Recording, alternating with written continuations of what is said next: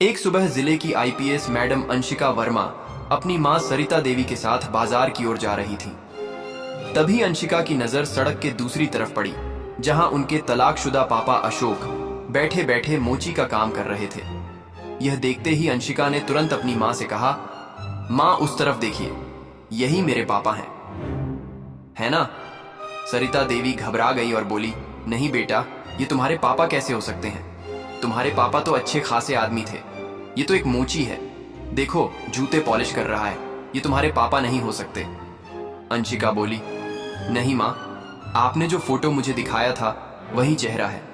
मुझे पता है आप झूठ बोल रही हैं, यही मेरे पापा हैं। प्लीज मां, इन्हें हमारे घर लेकर चलिए। देखिए ना, इनकी हालत कितनी खराब है। इतने में जूते साफ करते करते अशोक की नजर सरिता पर पड़ी।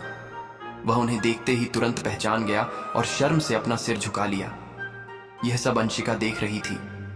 उसी पल उसे यकीन हो गया कि यही उसके पापा हैं। लेकिन सरिता उसे खींचते हुए वहां से ले जाने लगी। वह कह रही थी, ये तुम्हारे पापा नहीं हैं, तुझे गलतफहमी हो गई है, चल घर चल। मगर अंशिका हाथ छुड़ाते हुए बोली, नहीं मां, पापा को घर लेकर चलो, देख तो लो उनकी हालत कितनी खराब है, सब ठीक हो जाएगा। मां, भले ही आप दोनों का तलाक हो चुका है, लेकिन वह मेरे पापा हैं। आपका और उनका दुश्मनी हो सकती है, लेकिन मेरा तो नहीं है। मैं अपने पापा को घर ले जाऊंगी। लेकिन सरिता राजी नहीं हुई। वह गुस्से से चिल्ला उठी, देखो, अगर तुम उन्हें घर लेकर जाओगी तो मैं तुम्हारे साथ नहीं रहूंगी। अगर तुम्हें अपने पापा चाहिए तो मुझे भूल जाओ, ज्यादा जिद मत कर, ये तुम्हारे पापा नहीं है। सरिता अंशिका को जबरदस्ती खींचते हुए घर ले आई। अंशिका मजबूरी में कुछ नहीं कर सकी और मां के साथ चली गई। उधर अशोक ये सब देख रहा था। उसके मन में यही ख्याल घूम रहा था, मेरी बेटी कितनी बड़ी हो गई है, काश मेरी बेटी मेरे पास होती तो शायद मेरी ऐसी हालत ना होती। खैर, कहीं ना कहीं गलती मेरी ही है, मेरी ही वजह से आज मैं इस हाल में जी रहा हूं। वह यह सोचते हुए फिर से अपने काम में लग गया। घर आकर अंशिका ने मां से पूछा, मां, आप झूठ क्यों बोल रही हैं? वही मेरे पापा हैं, आप उन्हें घर क्यों नहीं लाना चाहती? मुझे अपने पापा से मिलना है। लड़ाई अगर आप दोनों की हुई है, आप दोनों के बीच दुश्मनी है, तो आपका रिश्ता खत्म हो गया। मेरा थोड़ी हुआ है, मैं अभी भी उनकी बेटी हूं। मुझे अपने पापा से मिलना है। प्लीज मां, मुझे मेरे पापा से मिलने दीजिए। अंशिका ने आगे कहा, मां बताइए ना, आप दोनों के बीच क्या हुआ था जिस वजह से आप लोगों का तलाक हुआ? मुझे तो कुछ याद नहीं है, लेकिन अगर आप बता देंगी तो शायद मैं उन सारी चीजों को सुलझा दूं और हम सब फिर से नई जिंदगी शुरू कर सकें। प्लीज मां, मुझे बता दीजिए, मैं अपने पापा को इस हालत में नहीं देख सकती। मैं एक आईपीएस अफसर हूं और मेरे पापा आज मोची का काम कर रहे हैं। यह मुझे बिल्कुल बर्दाश्त नहीं है। अगर आप पापा को घर नहीं लाएंगी और आप दोनों के बीच की दूरियां खत्म नहीं होंगी तो मैं भी इस घर में नहीं रहूंगी। अब फैसला आपके हाथ में है, आपको जो करना है कीजिए, लेकिन मुझे अपने पापा को घर लाना ही है। फिर सरिता देवी बोली, तुझे जो करना है कर ले बेटा, मगर मैं उसे घर नहीं लाऊंगी।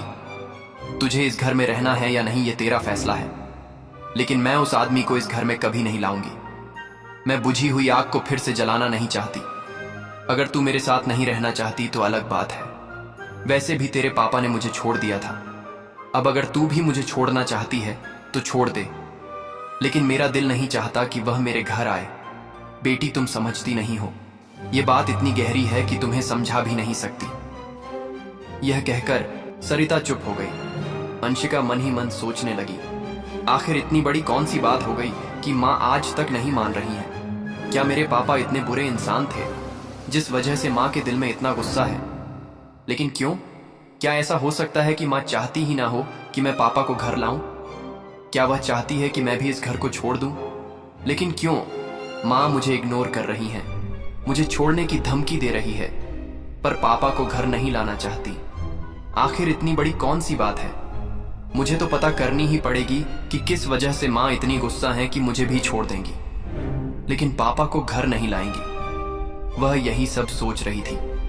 दूसरे दिन अंशिका चुपके से खुद अशोक से मिलने के लिए निकल पड़ी। सरिता को बिल्कुल भी अंदाजा नहीं था कि उनकी बेटी कहां गई है। उन्हें लगा कि शायद वह ड्यूटी पर होगी, लेकिन आईपीएस अंशिका अपने पापा से मिलने बाजार की ओर निकल चुकी थी। वह जैसे ही बाजार पहुंची, देखा कि उसी जगह पर उनके पापा फिर से जूते पॉलिश कर रहे हैं। अंशिका तुरंत पास जाकर खड़ी हो गई और बोली, आपका नाम क्या है? अशोक ने जवाब दिया, मेरा नाम अशोक है। फिर अंशिका बोली, आप रहते कहाँ हैं? अशोक बोला, मेरा कोई घर बार नहीं है, मैं यहीं सड़क पर रहता हूं, मेरा कोई नहीं है। यह सुनकर अंशिका की आंखों में आंसू आ गए। वह बोली, आप मुझे पहचानते हैं? अशोक ने शर्म से सिर झुकाते हुए कहा, नहीं, मैं आपको नहीं जानता। आप कौन हैं? मुझे क्या पता। अंशिका मन ही मन सोचने लगी, पापा झूठ क्यों बोल रहे हैं? मुझे तो पहचानते होंगे क्योंकि उस दिन मां के साथ उन्होंने मुझे देखा था। वह फिर बोल पड़ी, आप मुझे जानते नहीं हैं, मेरा नाम अंशिका है। याद कीजिए, शायद जानते होंगे, कहीं ना कहीं तो आपने मुझे जरूर देखा होगा ना? अशोक बोला, नहीं बेटा, मैंने तुम्हें कहीं नहीं देखा है, मुझे सब याद है और मुझे यह भी नहीं पता कि अंशिका कौन है। हाँ, हो सकता है तुम मुझे जानती हो, लेकिन मैं तुम्हें नहीं जानता बेटा। यह सुनकर अंशिका को थोड़ी राहत मिली, क्योंकि वह अपने पापा के मुंह से बेटा शब्द सुनना चाहती थी। सुनते ही वह बोली, आप मेरे पापा हैं, आप झूठ बोल रहे हैं। मुझे पता है कि मेरी मां से आपकी शादी हुई थी और मैं आपकी बेटी हूं। मुझे नहीं पता कि आप दोनों के बीच क्या हुआ, किस वजह से रिश्ता टूटा, लेकिन अब मैं आप दोनों को एक साथ देखना चाहती हूं। मेरा सपना है कि मेरी मां और पापा फिर से एक साथ रहें। यह सुनकर अशोक घबराते हुए बोला, आप ये सब क्या कह रही हैं? मेरी तो शादी भी नहीं हुई, आप शायद किसी और के बारे में बात कर रही होंगी, मैं किसी का पापा नहीं हूं। यह सुनकर अंशिका मन ही मन सोचने लगी, मेरे पापा सब झूठ बोल रहे हैं, मां और पापा दोनों ही मिलना नहीं चाहते, मगर मैं तो इन्हें मिलाकर ही रहूंगी। वह फिर से बोली, देखिए, मुझे पता है कि आप मेरे पापा ही हैं और मैं आप दोनों को मिलाकर रहूंगी, चाहे आप लोग जितना भी दूर भागे। चलिए मेरे साथ घर चलिए। आप ये सब क्या कर रहे हैं? आपको ये शोभा नहीं देता। मैं एक आईपीएस हूं और एक आईपीएस की बेटी के पापा इस तरह का काम नहीं करते। प्लीज पापा, घर चलिए। यह सुनकर अशोक की आंखों में आंसू आ गए। वह आंसू पोंछते हुए बोला, नहीं बेटा, मैं तुम्हारे घर नहीं जाऊंगा, वह मेरा घर नहीं है, वह तुम्हारा घर है।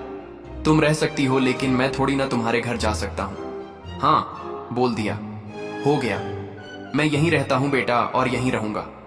मुझे किसी के घर जाने की जरूरत नहीं है, मैं ठीक हूं। बेटा, तुम घर जाओ। यह सुनकर अंशिका समझ चुकी थी कि इस तरह से इन दोनों को मिलाना आसान नहीं होगा, उसे अब कोई और तरीका ढूंढना पड़ेगा। वह अच्छे से तलाश करना चाहती थी कि आखिर उसकी मां और पापा के बीच हुआ क्या था, किस वजह से उनका रिश्ता टूटा था।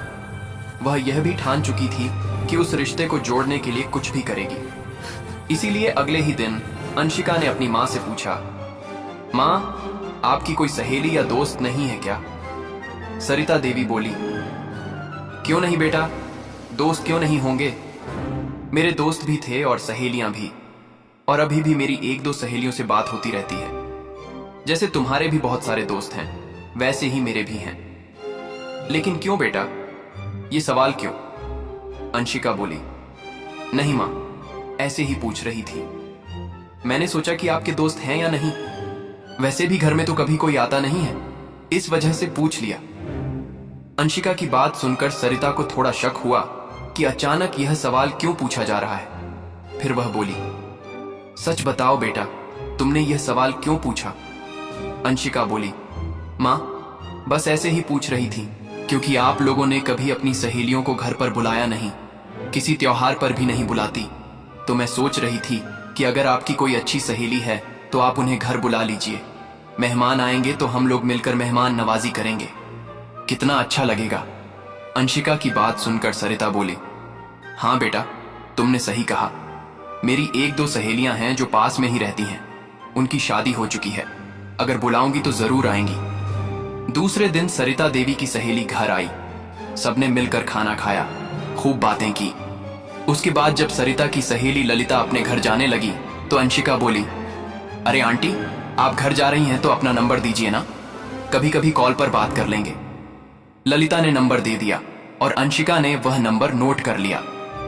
अगले दिन अंशिका ने ललिता को कॉल किया और बोली, आंटी, क्या मैं आपसे मिल सकती हूं? मुझे आपसे कुछ जरूरी बातें करनी है। आप कहाँ हैं? मुझे कहाँ आना होगा? ललिता बोली। क्यों बेटा, किस बारे में बात करनी है? फोन पर नहीं बता सकती। अंशिका बोली। नहीं आंटी, ऐसी बात नहीं है, लेकिन मैं आपसे मिलकर ही बात करना चाहती हूँ। ये बहुत जरूरी है। क्या मैं आपके घर आ जाऊं? ललिता ने कहा। हाँ बेटा, अगर घर आना चाहती हो तो आ जाओ, जो भी बात करनी है कर लेंगे। अंशिका ललिता के घर गई और उनसे पूछने लगी, आंटी मुझे यह बताइए कि मेरी माँ और पापा का तलाक क्यों हुआ? क्या वजह थी कि दोनों अलग हो गए? और मेरे पापा की हालत इतनी खराब क्यों हो गई कि वह सड़क पर बैठकर जूते पॉलिश करने लगे? यह सुनकर ललिता ने बताना शुरू किया। जब तुम्हारी माँ और पापा की शादी हुई थी तो शुरू का 1 साल सब कुछ बिल्कुल ठीक था। फिर तुम्हारा जन्म हुआ। तुम्हारे जन्म के 1 साल बाद जिस कंपनी में तुम्हारे पापा काम करते थे वहीं एक लड़की थी। तुम्हारे पापा का उस लड़की से अफेयर चलने लगा। यह रिश्ता लगभग 2 साल तक चला। उस लड़की ने तुम्हारे पापा को बहुत लूटा। ना जाने किन किन तरीकों से उसने तुम्हारे पापा के सारे पैसे ले लिए। यहां तक कि तुम्हारे पापा इतने पागल हो गए थे उस लड़की के चक्कर में कि उन्होंने अपनी कुछ संपत्ति भी बेचकर उसे दे दी। लेकिन तुम्हारी माँ को यह सब बिल्कुल भी नहीं पता था। जब तुम्हारी उम्र 4 साल की हुई तब तुम्हारी माँ को उस लड़की के बारे में सच्चाई पता चली। इसके बाद तुम्हारी माँ और पापा के बीच नफरत पैदा होने लगी। धीरे धीरे नफरत इतनी बढ़ गई कि दोनों एक दूसरे का चेहरा देखना भी पसंद नहीं करते थे। इसी वजह से तुम्हारी माँ ने तुम्हारे पापा से तलाक ले लिया। तुम्हारे पापा की हालत पहले बहुत अच्छी थी, लेकिन अब जो हालत है वह सिर्फ उनके अपने कर्मों की वजह से है। यह सुनकर अंशिका की आंखों से आंसू बह निकले। वह रोते हुए बोली, आंटी मुझे अपने पापा को घर लाना है। मुझे मेरी माँ और पापा को एक साथ मिलाना है। मैं अपने पापा को इतनी दुखी हालत में नहीं देख सकती। क्या आप मेरी मदद करेंगी ताकि मेरे पापा और मेरी माँ एक हो जाएं? ललिता बोली, हाँ मैं तुम्हारी मदद करूंगी, लेकिन कैसे? तुम्हारी माँ तो अशोक से बहुत नफरत करती है। वह तो उसे कभी अपना मानेगी ही नहीं। अगर मैं कभी तुम्हारी माँ से इस तरह की कुछ बातें करती हूँ तो वह मुझे बहुत डांटती है और साफ कह देती है कि उनके सामने मैं उसका नाम भी जुबान पर ना लूं। अब मैं क्या कर सकती हूँ? अंशिका बोली। आप कर सकती हो। चलिए आज ही दोनों मिलकर पापा के पास चलते हैं और उन्हें घर लाते हैं। मानने वाले तो वे आसानी से नहीं है, लेकिन उन्हें मनाना ही पड़ेगा। उन्हें राजी करना पड़ेगा कि घर जाना ही होगा। शायद वह घर आ जाए। ललिता बोली, ठीक है, अगर तुम चाहती हो तो चलो, कोशिश करके देखते हैं क्या होता है। फिर दोनों मिलकर अशोक के पास पहुंचते हैं। ललिता बोली, देखिए मैं समझती हूं कि आप किस हालत में हैं। मैं जानती हूं कि आपका मन नहीं है, लेकिन अपनी बेटी के लिए तो आप घर जा सकते हैं। क्या आपको नहीं दिख रहा कि आपकी बेटी आपसे मिलने के लिए कितनी तड़प रही है? क्या आप उसकी बात नहीं मानेंगे? अंशिका रोते हुए बोली, पापा आपको घर जाना ही पड़ेगा। मुझे अच्छा नहीं लगता कि आप यहाँ इस तरह छोटे काम करें। मैं एक आईपीएस हूँ और ये आपको शोभा नहीं देता। मैं मानती हूँ कि आपका और माँ का रिश्ता अब नहीं है, लेकिन मेरा तो रिश्ता है ना। मैं आपकी बेटी हूँ। पापा प्लीज घर चलिए, आपको घर जाना ही पड़ेगा। अशोक बोला, नहीं बेटा, मैं तुम्हारे घर कैसे जा सकता हूँ? हाँ मानता हूँ कि तुम मेरी बेटी हो, लेकिन अब तुम मेरे पास नहीं हो। कानून के मुताबिक तुम अब सिर्फ सरिता की बेटी हो और तुम वहीं खुश हो। मैं तुम्हें खुश नहीं रख सकता बेटा। मेरी इतनी हैसियत भी नहीं है कि तुम्हारी माँ के साथ फिर से जिंदगी बिताने के लिए तुम्हारे साथ जाऊं। तुम यह सब भूल जाओ और अपना काम करो।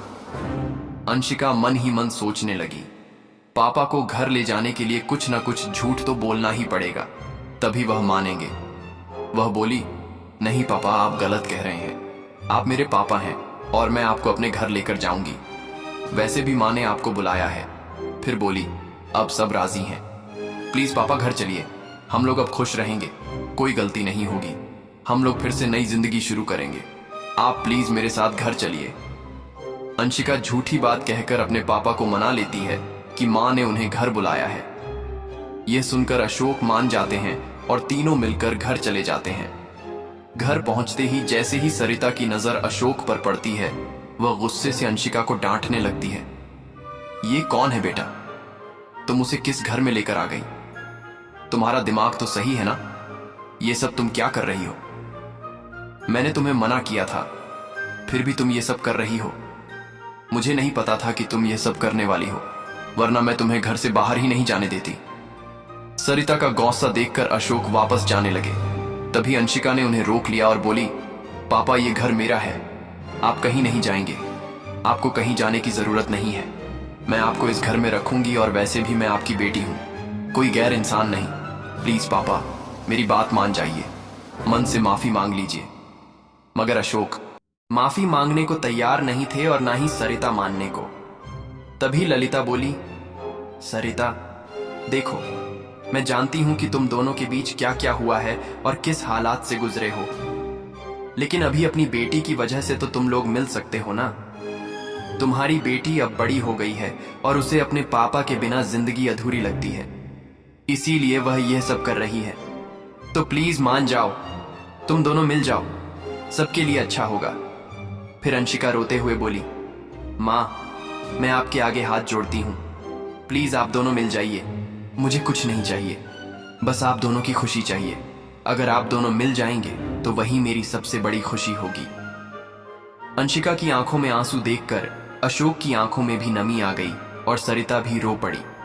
फिर आंसू पोंछते हुए सरिता ने धीरे धीरे अशोक का हाथ पकड़ लिया। दोनों गले लग गए। इस तरह अंशिका अपनी हिम्मत और समझदारी से अपने माँ बाप को फिर से एक साथ कर देती है और अपने पापा को वापस पा लेती है। दोस्तों, अगर आपको यह वीडियो पसंद आया हो तो प्लीज इस वीडियो को लाइक कीजिए और ज्यादा से ज्यादा लोगों तक शेयर